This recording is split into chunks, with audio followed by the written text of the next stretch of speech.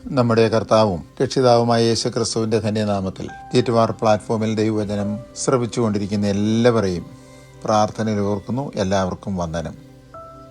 പത്രോസ് എഴുതിയ 1-ാമത്തെ ലേഖനം 2-ാമത്തെ അധ്യായത്തിൽ നിന്ന് അന്ധകാരത്തിൽ നിന്നും അത്ഭുത പ്രകാശത്തിലേക്ക് വിളിച്ച ദൈവത്തിൻ്റെ ഗുണഗണങ്ങളെ ഘോഷിപ്പാൻ തക്കൊണ്ടും തെരഞ്ഞെടുത്ത ഒരു ജാതിയും വിശുദ്ധജനവും രാജകീയ പുരോഹിതവർഗമാകുന്നു എന്നുള്ള വിഷയമാകുന്നുവല്ലോ നാം വിചിന്തനം ചെയ്തുകൊണ്ടിരിക്കുന്നത്.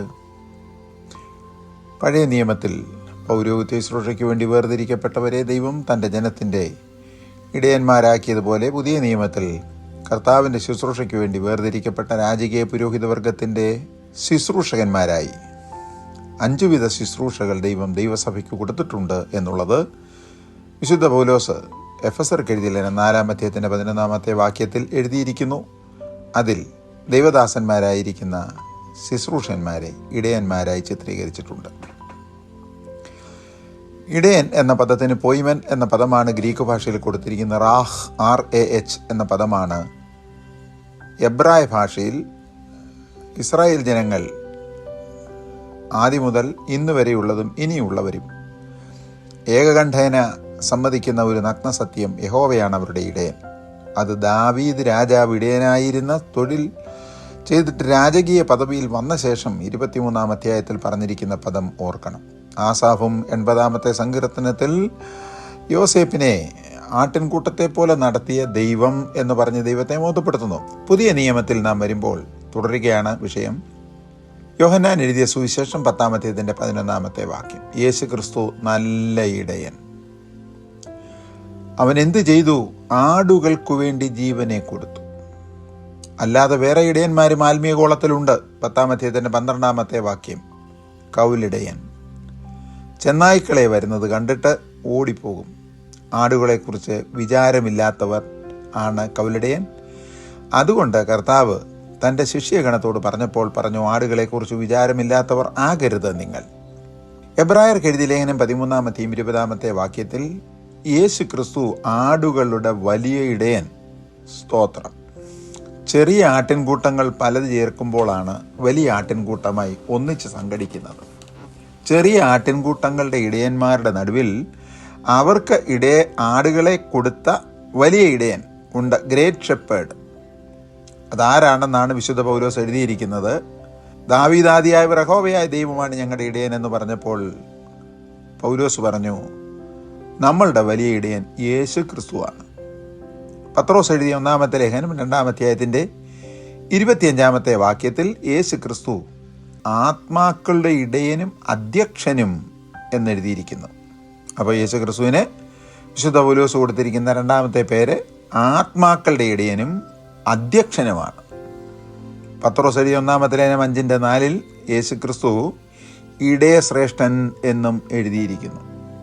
ഈ 3 പേരുകൾ യേശു ക്രിസ്തുവിനുള്ള പേരുകളാണ്. 1 വലിയ ഇടയൻ, 2 ആത്മാക്കളുടെ ഇടയൻ, 3 ഇടയശ്രേഷ്ഠൻ.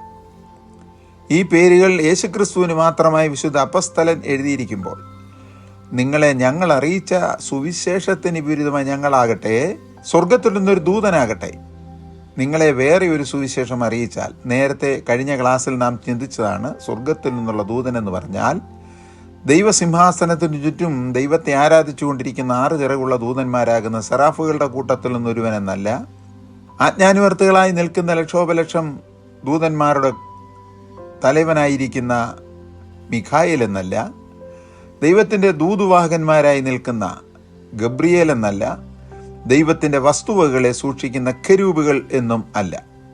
പിന്നെയോ ആകാശമണ്ഡലത്തിൽ ചുറ്റും ഇവർക്കാർക്കും ദൈവത്തിൻ്റെ ഉപദേശത്തോട് മറത്തു വേറൊരു ഉപദേശം പറയുവാൻ കഴിയുകയില്ല.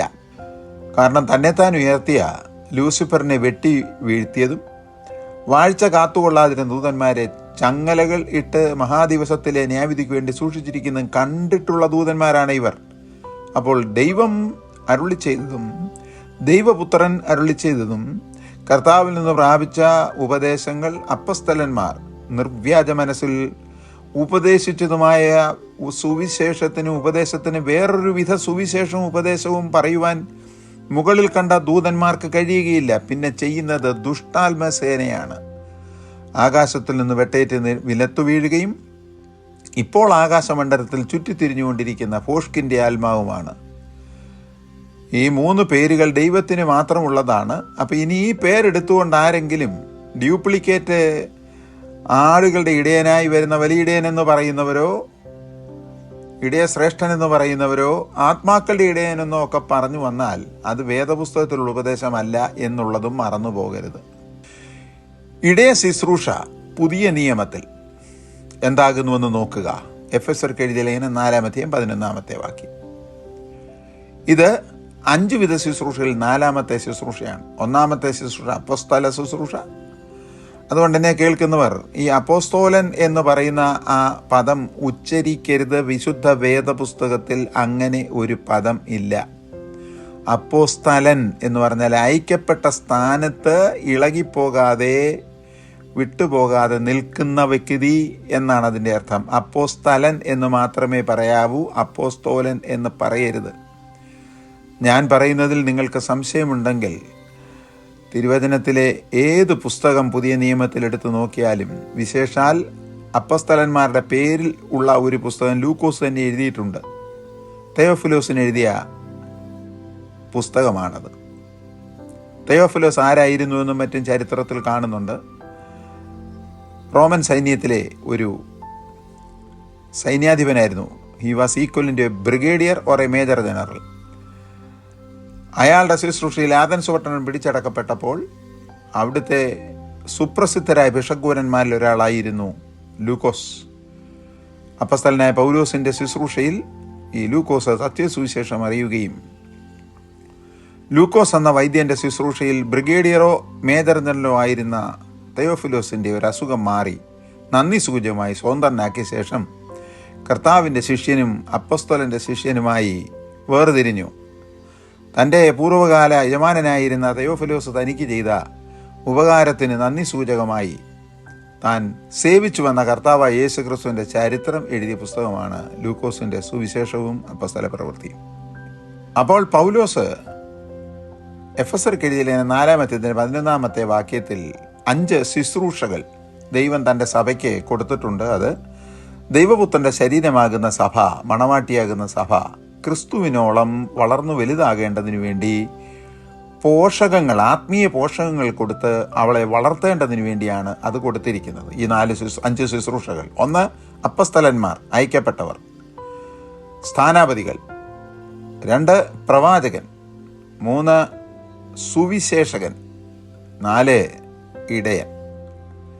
ലൂക്കോസ് എഴുതിയ സുവിശേഷം 2-ാം അധ്യായത്തിൻ്റെ 8-ാമത്തെ വാക്യത്തിൽ ഇടയന്മാർ രാത്രിയിൽ ആട്ടിൻ കൂട്ടത്തിന് കാവൽ കിടന്നവർ ആയിരുന്നു.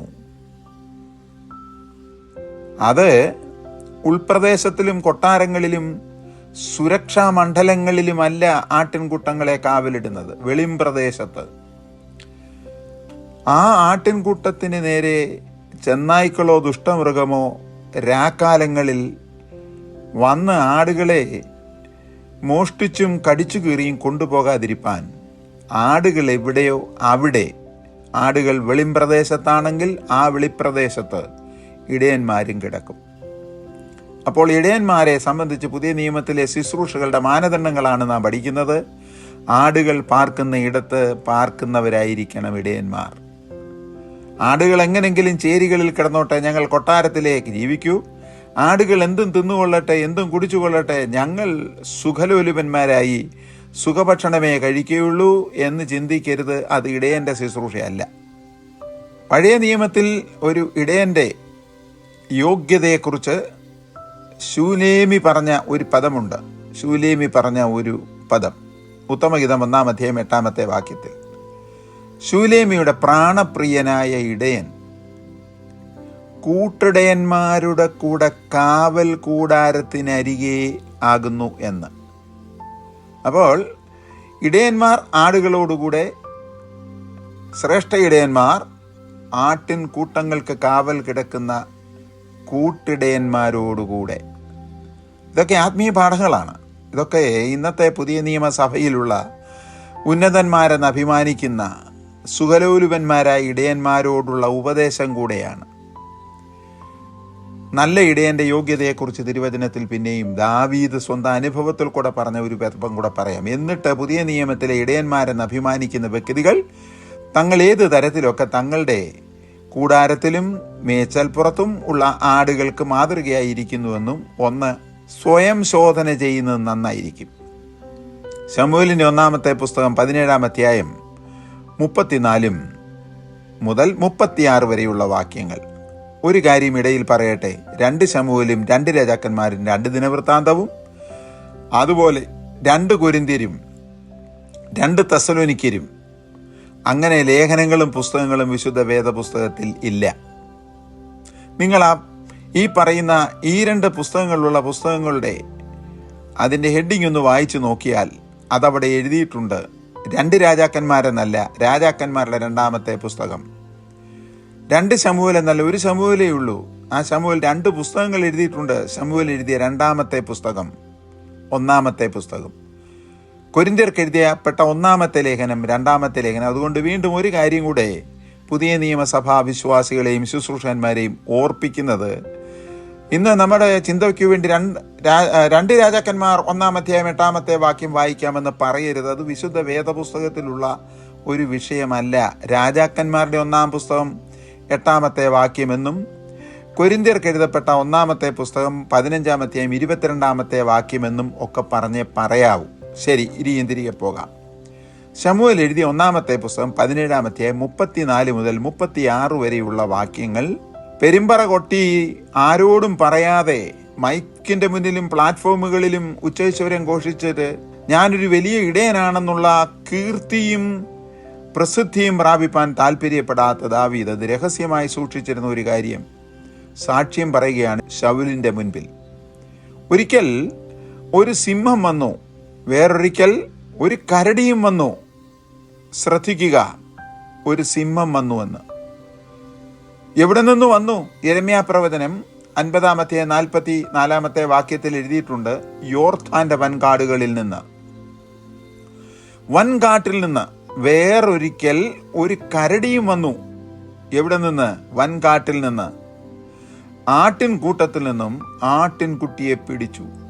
ദാവീദ് എന്ത് ചെയ്തു? അന്ന് ദാവീദിന് 16-17 വയസ്സ് മാത്രമേ പ്രായമുള്ളൂ. തൻ്റെ സ്വന്തം സഹോദരന്മാരായ ഇശായിക്ക് പിറന്ന മറ്റ് 6 സഹോദരന്മാരുണ്ട്. അവരൊക്കെ ഗംഭീരന്മാരും സൗന്ദര്യമുള്ളവരും തണ്ടും തടിയുമുള്ളവരാണ്. അവരാരും ആടിനെ നോക്കുവാൻ വന്നില്ല. ഈ ബാലകൻ മാത്രം. കരടിയും സിംഹവും തൻ്റെ ആട്ടിൻകൂട്ടത്തിൽ നിന്ന് ആട്ടിൻകുട്ടിയെ പിടിച്ചുകൊണ്ടുപോയി. അത് കണ്ടിട്ട് ദാവീദ് എന്ന ഇടയൻ, ആ ചെറുക്കൻ, മൗനമായിരുന്നില്ല. അവയെ പിന്തുടർന്നു, അവയെ അടിച്ചു, അവയുടെ വായിൽ നിന്ന് ആട്ടിൻകുട്ടികളെ വിടുവിച്ചു. ആട്ടിൻകൂട്ടത്തെ വിടുവിക്കാതെ നിന്നിരുന്നു എങ്കിൽ ദാവീദിന് യാതൊരു പ്രശ്നവുമില്ല. പക്ഷെ വിടുവിച്ചവളായി പ്രശ്നം. അവ ദാവീദിന് നേരെ വന്നപ്പോൾ അവയെ താടിക്ക് പിടിച്ച് അടിച്ചു കൊന്നു. ഇങ്ങനെ ദാവീദ് എന്ന ഇടയൻ സിംഹത്തെയും കരടിയെയും കൊന്നുവെന്നു പോലും. ഇങ്ങനെ നീതികെട്ട ദുഷ്ടമൃഗത്തിൻ്റെ അണപ്പല്ല് തകർത്ത് അവൻ അതിൻ്റെ വായിൽ നിന്നും പല്ലിൻ്റെ ഇടയിൽ നിന്നും ഇരയെ പറിച്ചെടുത്തു. അതാകുന്നു ഇടയൻ്റെ ശുശ്രൂഷയും യോഗ്യതയും. ഇങ്ങനെയുള്ള ആത്മീയ ശുശ്രൂഷ ചെയ്യുന്നവരാകുന്നു ഇന്നത്തെ ആത്മീയ കോളത്തിൽ നല്ല ഇടയൻ എന്ന് പറയുന്ന വ്യക്തികൾ. നമ്മുടെ കർത്താവിനുള്ള യോഗ്യത എന്താ? ആടുകളെ മൊത്തം യോഹന്നാൻ്റെ 1-ാമത്തെ ലേഖനം 5-ാം അധ്യായത്തിൻ്റെ 18-ാമത്തെ വാക്യത്തിൽ വളരെ വ്യക്തമായി യോഹന്നാൻ എഴുതിയിരിക്കുന്നു, സർവ്വലോകവും ദുഷ്ടൻ്റെ അധീനതയിൽ. ആ ദുഷ്ടൻ്റെ അധീനതയിൽ വസിച്ചിരുന്ന മാനവരാശി എന്ന ആടുകളെ ദൈവപുത്രനായ കർത്താവായ യേശു ക്രിസ്തു മനുഷ്യരൂപത്തിൽ വെളിപ്പെട്ട് നല്ല ഇടയനായി വന്ന് പൈശാചികൻ എന്ന ഈ ദുഷ്ടസിംഹത്തിൻ്റെ തലയെ തകർത്തു. ഈ ദുഷ്ടപാമ്പിൻ്റെ തലയെ തകർത്തു. അവൻ്റെ ഇരയായിരുന്ന മനുഷ്യനെ വിടുവിച്ചു. അവനാണ് ശ്രേഷ്ഠ ഇടയൻ. അവനാകുന്നു ആടുകളുടെ വലിയ ഇടയൻ. അവനാകുന്നു ആത്മാക്കളുടെ ഇടയൻ.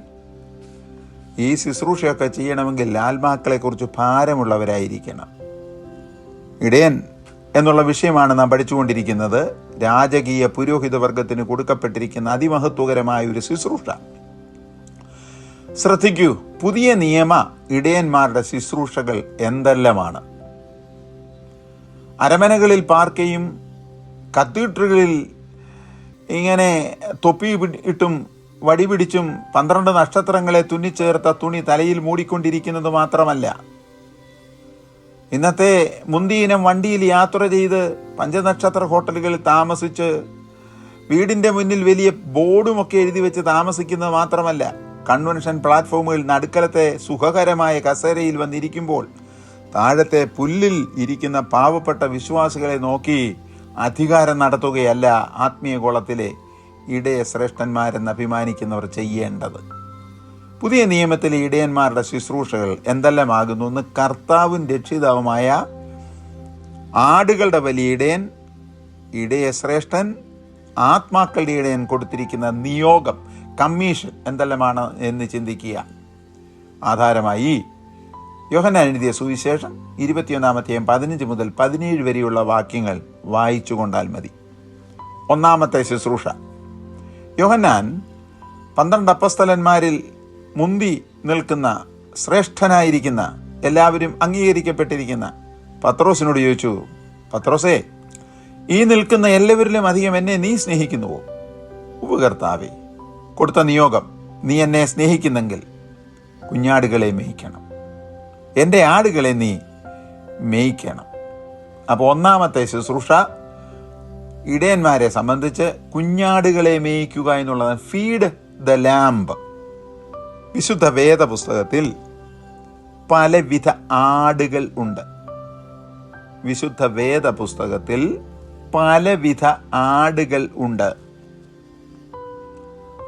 അതൊന്ന് ഗ്രഹിച്ചാൽ മാത്രമേ ശുശ്രൂഷയുടെ ശ്രേഷ്ഠത ഗ്രഹിക്കുവാൻ കഴിയുകയുള്ളൂ.